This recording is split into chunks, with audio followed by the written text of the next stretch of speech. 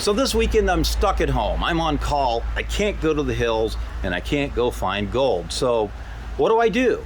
Even better question, you want to find gold, but you don't live anywhere where there's gold to be found, but you want to try just to get the experience. Stand by, I've got an answer. Let's get to it.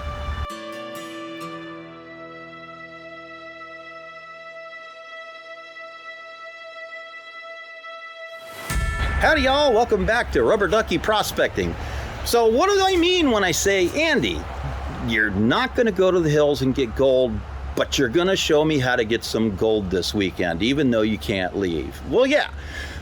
What I'm gonna do is I'm gonna use something called a gold pay dirt. Gold pay dirt is something you can buy online, but make sure you go to a reputable dealer and make sure that in that online sale, it says that it has a guaranteed minimum amount of gold added to the bag. A lot of times that means you get unscreened pay dirt that they've harvested from somewhere, plus they add in a guaranteed amount of gold. So you're always guaranteed with one of these reputable dealers to get dirt that has a guaranteed amount of gold. So this week, I'm going to be using Vendetta Prospecting. Now, Vendetta Prospecting doesn't know that this bag of dirt that I ordered is for me to do a video. So, surprise, it's a bag of dirt that I bought from you. That also means that this is going to be a fair review of his pay dirt because he's not going to have spiced it up with anything extra just so that he gets a good review.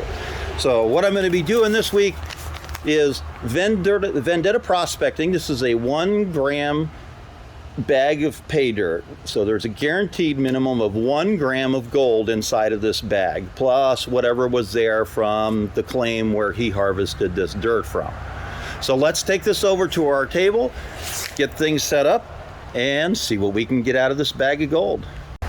All right, so what do we need to do some backyard prospecting? Well, the first thing you need is a gold pan. You can go on Amazon, you can buy one of these green Garrett gold pans for not a whole lot of money. There are other things you could use. They're not as effective as using a real gold pan, so get yourself a gold pan. When you get it, get some sandpaper or some Brillo pad, steel wool, rough the inside of that thing up so that it's nice and scratched up. We don't want pretty clean plastic. We also want to wash down really well with like Dawn dishwashing detergent to get rid of all the oils from the molding process of the pan so that the oils don't make things float away and help us with that surface tension. Second thing we're going to need, of course, is a bag pay dirt. So as I said, today we're going to be working with Vendetta Prospecting. We got some Hasayampa 1 gram gold added pay dirt. What else are we going to need? Well, we're going to have something to pan in. Don't have to have anything fancy. We're just going to use this little cheap storage bin. Fill that up with water. And then we're going to add some jet dry to that water in order to break down the surface tension so that the gold won't want to float away. That good reduced surface tension, make that water nice and soft. Next thing we're going to want to have is a couple of miscellaneous containers because we're going to have to take the dirt and classify it. In other words, break it down into different sizes of material. I don't want to do big material and small material all in the same pan. It makes panning a little more difficult. So a couple of things that I can classify into. So what am I going to use to classify? Well, you can go down, you can spend lots of money, and you can go buy a nice 30 mesh classifier like this one with the screen on the bottom. If you don't have that, go to your kitchen. You might have one of these laying around, just a good old-fashioned kitchen strainer. This is going to work just fine for classifying our dirt. That's what we're going to use today. So let me go fill this tub up with water, get everything ready, and we'll come back and see where we're going. So let's take a look at our pay dirt.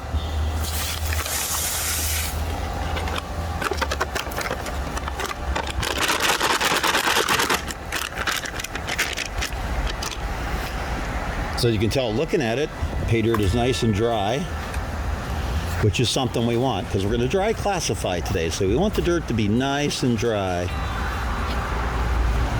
You can see this particular pay dirt, it's got some small gravels in it. It's got some sand. It looks like it's got some black sand in it. All in all, looks like pretty good stuff.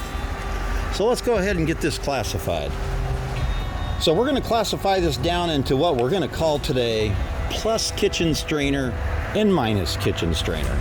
Plus kitchen strainer is all the stuff that won't go through the strainer. Minus kitchen strainer is everything that's going to fall into the pan down below. So we're going to take this nice dry pay dirt and we're just going to sift it through this kitchen strainer.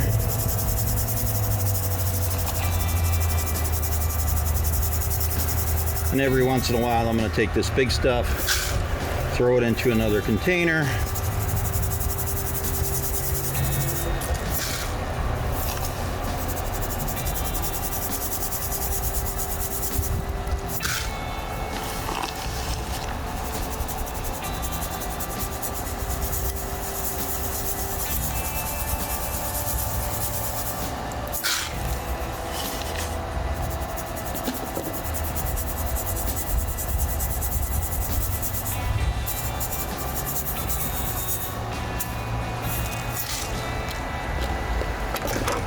And that's our pay dirt classified. So we have our minus kitchen strainer and our plus kitchen strainer size material. So usually what I'm going to do first is I'm going to pan my plus kitchen strainer size material down first. So let me go ahead and transfer some stuff around, get this in a pan, and then get set up and we'll show you the panning. Alright, we're ready to start panning the plus kitchen strainer size material. So I'm going to get this material good and wet. The next thing I'm going to do is I'm going to shake it up. This is called stratifying. And what I'm trying to do is create a lot of turbulence so that the gold, which is heavier than everything else in the pan, sinks to the bottom. And then I'm going to pan all the light stuff off the top. So we get it stratified and then we start rinsing. So you're going to notice I'm going to make a little wave. It's going to go in, it's going to come out, and that light stuff is going to wash right off the top. We'll stratify it down again, and we'll pan it some more. So we're trying to wash all the light material out. Now these riffles that are in this pan are there for a reason. So again, the gold is heavier than everything else that's in this pan. So as the water flows over the lighter material, the gold's going to tend to want to sink into those riffles.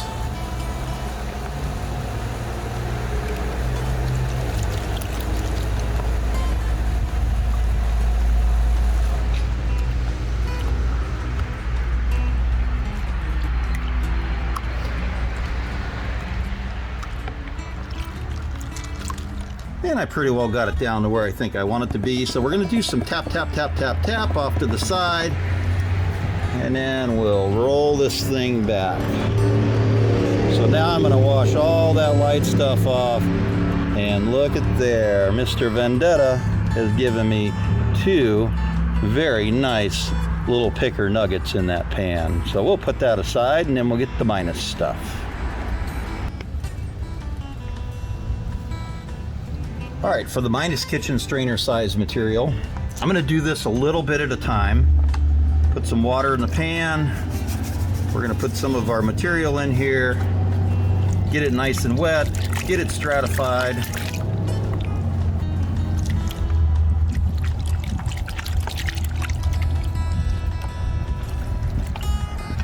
And start washing those blonde sands off the top of this pan. You can already see the black sand starting to show its head underneath those blondes, and the black sands are going to stay behind in those riffles. Stratify down again and wash some more. Again, you can see that black sand staying behind in the riffles and the blonde sands are rinsing right off the top. You see that's a nice little wave action. We want the water to go to the back of the pan. and then wash its way forward. Just stratify this down again. You'll notice when we stratify, just as I said, so now all the blonde sands have come to the top, all the black sands are on the bottom. So now we'll wash all those light blonde sands off. The blonde sands are much lighter than those black sands are. The black sands are usually made up of a combination of hematite and magnetite, both of which are an iron compound. And quite often when you're finding good gold, even out in the wild, this is what you're going to see is the finer gold is going to run with the black sands. The slightly coarser gold that we're going to find, quite often you'll hear me complain in my videos about, wow, this black sand is really coarse. And that's a good sign, because the coarser, thicker black sand has a better possibility of having bigger pieces of gold associated with it when we're digging for the flood golds in a lot of places where we're digging for flood golds. So we're going to try and wash most of this blonde sand off, that back and forth wave motion. Stratify this again. Wash most of that off. And then we'll add some more of this material. Get that good and wet. Get it all stratified. You can see I'm making the pan very turbulent. And then we'll start washing that off.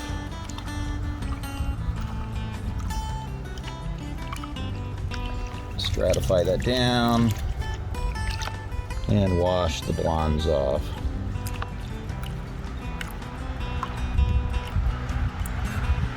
Now you can see how the black sand is starting to encroach on that first ripple a lot, so that's telling me I need to stratify it down again. I want it to settle in, you can see, well back below that first riffle. And then we'll start to wash the top off and get the lights off again. Part of what's happening is we're doing this, you can see there's like a groove almost in your gold pan. And we're hoping when I stratify, I hold it at an angle so that the gold down here is dropping into that groove, since it's the heaviest thing. And that'll kind of lock it in place while we pan all this other stuff off. So we're just going to keep on stratifying and panning, taking these blonde sands off.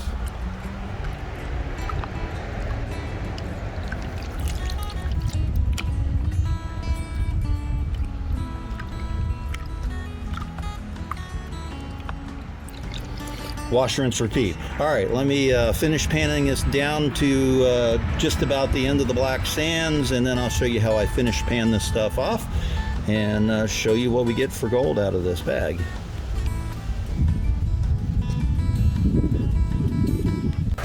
All right, so I've got the pan down to pretty much just my black sands. Now, one of the things we're probably going to want to do at this point, another one of those handy things to have, is one of these magnets like this.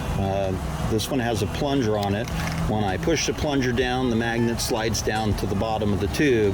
When I let it go, the magnet goes up. So I push it down, and I'm going to come in here, and I'm going to try and pick up any magnetics, any of that magnetite that may be in here. So you can see there's a big old chunk of magnetite on there. I have another container next to us here with some water in it. I'm going to drop it into that container. You can go back and lightly pick it up again. Drop it in another spot. So basically what I'm looking for is whether I got any gold that got caught up in that magnetic material when it hit to the magnet. The other way I'll do this a lot of times is I'll slide my material so I have some blank space up here. Take my magnet, pick up the magnetics, and you can see what I'm talking about right there. On the end of that magnet, there's some gold that got caught up in the magnetics in that magnet. So that's one of those things that we're looking for. So I'm going to take and drop that in a corner over here, and then lightly go back over and pick up, drop it again, lightly go over and pick up. Now I can go get rid of it, come back to this mess, drop it, lightly go over. You'll notice I'm doing a lot of rinsing motion with it in order to really try and make anything heavy fall. And we're just going to keep doing this. And you can already see the gold that was caught up in that is now on the bottom of the pan versus what I'm picking up with the magnet doesn't have any gold in it. So we're just going to keep doing this. Drop it in an empty spot.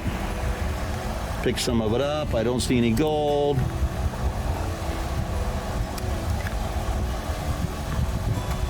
Keep that rinsing motion going. No gold.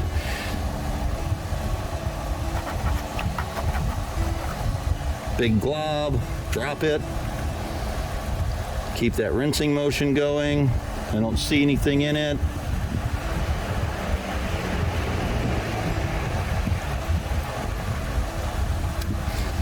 And we'll keep doing that until we've got all the magnetic sands out of here. Now, there are two different types of materials, as I said, in this black sand. So you have a magnetic material, which is magnetite, and you have a non-magnetic material, which is hematite. They're both iron-based, they're both related, but the hematite is not magnetic, whereas the magnetite, as the name infers, is highly magnetic. So that stuff gets in your way. The reason why it gets in your way when you're panning is because the magnetite is one of the next densest things compared to the gold that's in the pan. So I'm trying to get rid of some of the closeness and density of materials to make it easier to pan this fine gold out of this stuff as compared to having the more dense magnetite, the almost as dense hematite, and then the just a little more dense gold all competing. It also takes some more of this more coarse grain material out of my way so that it's easier for me to pan the gold. There's not as much material in there for me to have to deal with because I've taken all of these heavy magnetics out of the way. So let me finish this up and we'll come back when I've got that done and start panning again. Okay, so I'm done with the magnet. We've got pretty much all of the magnetics out of there, and you can see there was a pretty fair amount of the magnetite in this material. Let me dump a little water. You can kind of get an idea of how much magnetite was left in this material. And the other thing that you're going to start to notice is, at least in this bag, is you can already start to see the smile of gold that's starting to happen in there with that minus kitchen strainer size stuff. So let's go ahead and change my camera angle and get this thing ready. We'll pan this down and get the last of that gold out. All right, so we're back. You can see that I put fresh water in the pan. I did add again some jet dry to the water so that our surface tension is low again. And I have the material that we're panning and getting the magnetics out of in the pan here. So now we're going to do what I call finish panning. So we're going to stratify, and again we're trying to keep this pan so that this groove here is a trap, and I stratify the materials around, and now I can pan this off. Now you'll notice I'm not doing this on the side with the riffles on it. I'm doing this on the side with no riffles, and I'm trying to pan the last of the black sand off. So we're going to pan this down. We're going to watch for any visible gold that is happening to wander up into this sand. And you notice we're going to go really slow, little small waves, gently wash this stuff off. Bring it back, stratify it back into that corner, and start washing material off. Now, if my pan's nice and scratched up, in theory, I should not lose any of the gold, and it should stick to the pan, to those scratches. Sometimes that doesn't always work as planned, however. And I'm not sure if I saw a piece of gold migrating up, but we're going to go ahead and just keep on going. A lot of times the other thing I'll do is, while it's in the water, I'll roll the pan back, shake it back and forth, and then shake it forward just a little bit. Hopefully that gets that gold back in that crack in the back corner so we can take some of this black sand off. I give it a little shake, shake, shake. Wash this sand off. Again, keeping a very close eye for gold. Wash it back into that corner. Shake, shake, shake. Taking that black sand off. You'll notice I'm being a little more aggressive now. I'm starting to see the gold appear in the corner back here. So I'm going to shake, shake, shake. Keep that in the water. And then start washing again. If I'm fairly sure that I don't have any gold in this black sand that's up here, I can just take my finger and wash that away just to speed the process.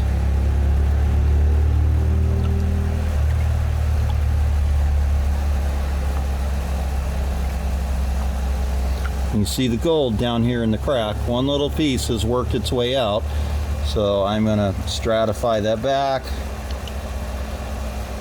Do that shake, shake, shake. Let a little of it walk forward. And start washing that sand out.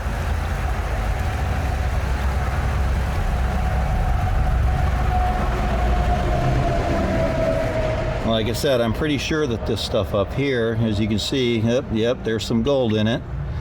So I'll finger everything that's in front of that off. Shake, shake, shake it back into that corner.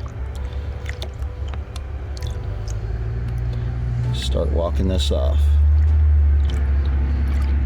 So this is just a slow, tedious process, getting the last of these heavy black sands out without losing any of your gold, hopefully. And the one thing I will tell you is, even though you're going to see me do this once, I will probably go back probably twice and go through everything that I've panned here into this tub and pan it once again, just to make sure that any gold that got away from me that I can recover. So here again, you can see gold starting to walk its way up, but I don't see anything in all this. I'm going to just use my finger and get that out of the way, and then we'll stratify everything back in the corner.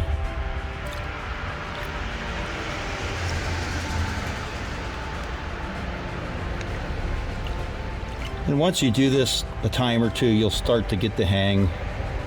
You can see the gold right there. So let's shake that back into that crack. Shake everything else forward.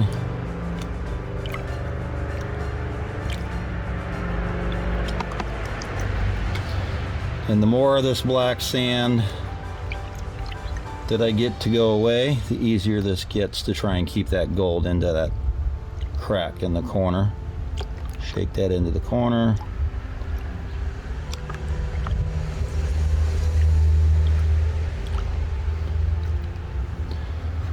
And I'm just going to make all of this black sand go away. I see a piece of gold right there. Slow, tedious.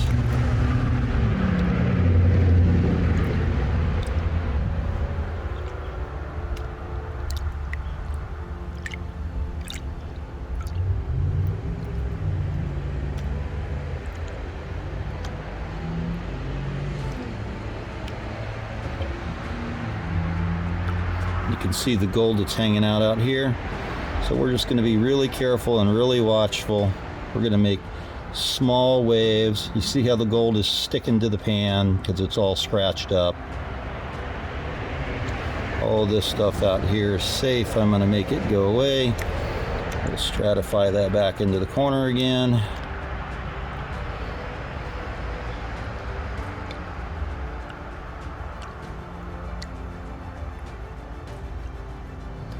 We'll make all this black sand disappear. So hopefully when we're all done, we have just nice clean gold. And you see how all the gold stayed in the back of the pan, and it was mostly black sand that washed up. There is a little gold in there, but now I'm going to try and wash that black sand off without washing the gold away. Again, that roughed up pan, it's your friend. You don't want a pretty clean, perfect gold pan. Stratify that back, see if any more black sand washes up.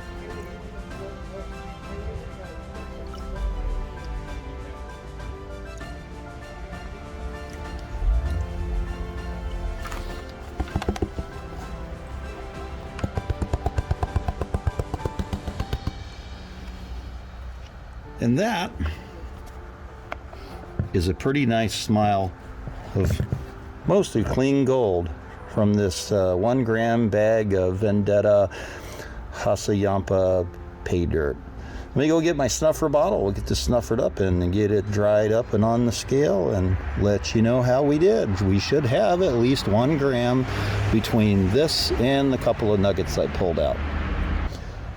And for those of you that are new to this, the other question you might have is, how do I get the gold out of the pan? I've got that happy little smile of gold, so I'm going to use a snuffer bottle. And what I want to do is I want to fill the bottle with water.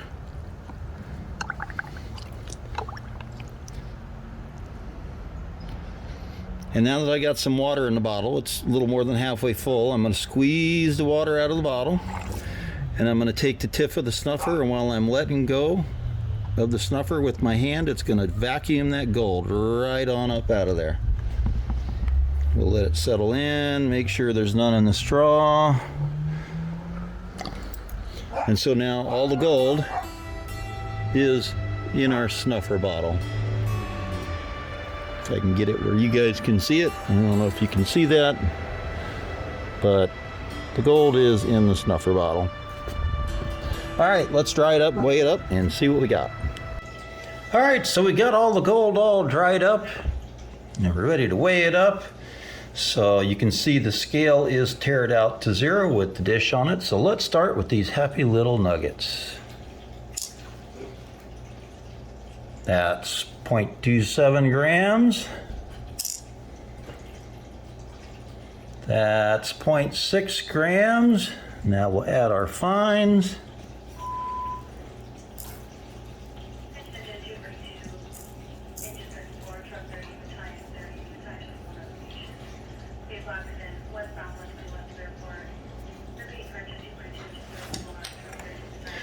.008 grams for the Vendetta Prospecting Hassayampa 1 gram bag. And Vendetta has come through on his guarantee of 1 gram of gold. So I hope you enjoyed our little video of how to do backyard prospecting.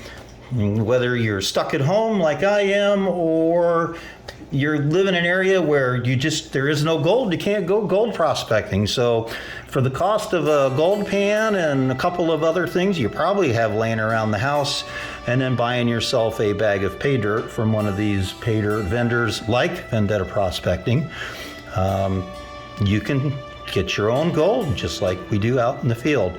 So I hope you enjoyed this. Please like, share, subscribe, watch my other videos. Love to monetize my channel. Need all the watch hours I can get. Tell your friends about us, and we hope we see you again next time. Bye-bye.